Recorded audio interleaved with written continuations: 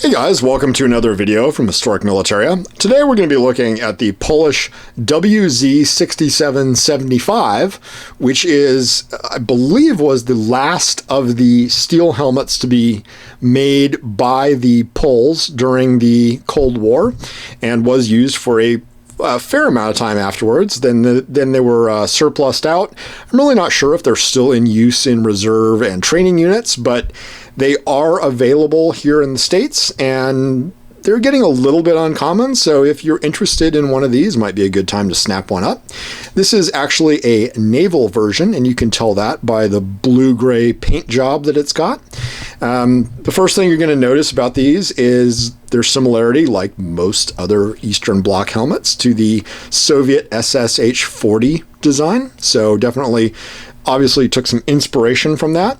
But the big difference with these is you've only got one rivet on each side, and that is going to be repeated on the other side as well. So only one low rivet, and then a screw which holds a pretty complicated looking but very effective and very comfortable liner system in place on these.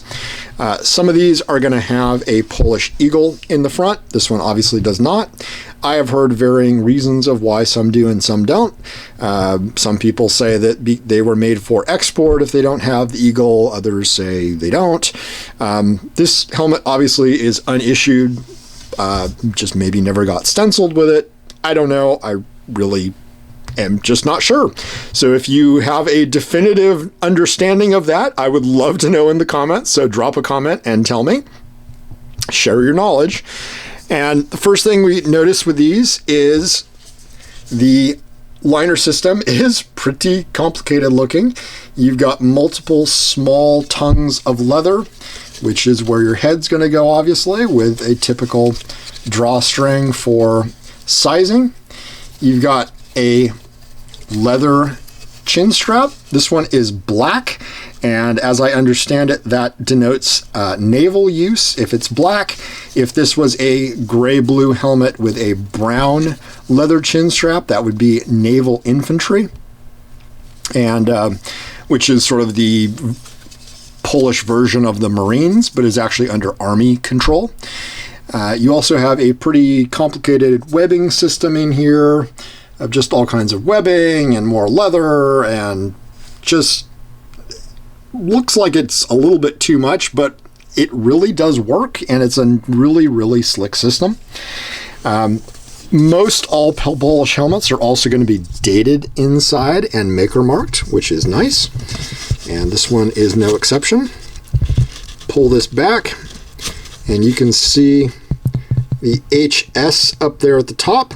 That stands for Huta Silesia, which is a major manufacturer of helmets in Poland. And then your year, 1988. Obviously, that's probably why this helmet was never issued. It was made in 88, and by about 89, 90, everything had kind of fallen apart for the Eastern Bloc. This one actually came with two netting systems.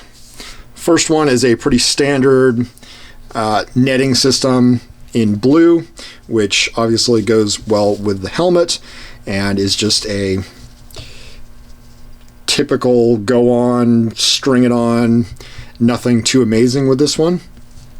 I don't really want to put it on because it is in really nice shape and I don't want to stretch it out or anything like that. And then it also came with this one that I'm a little bit unsure about, but I have some theories about. This actually has got a little hook system on it. As you can see, a whole series of those over here on this side. And my thinking is this is probably a face net.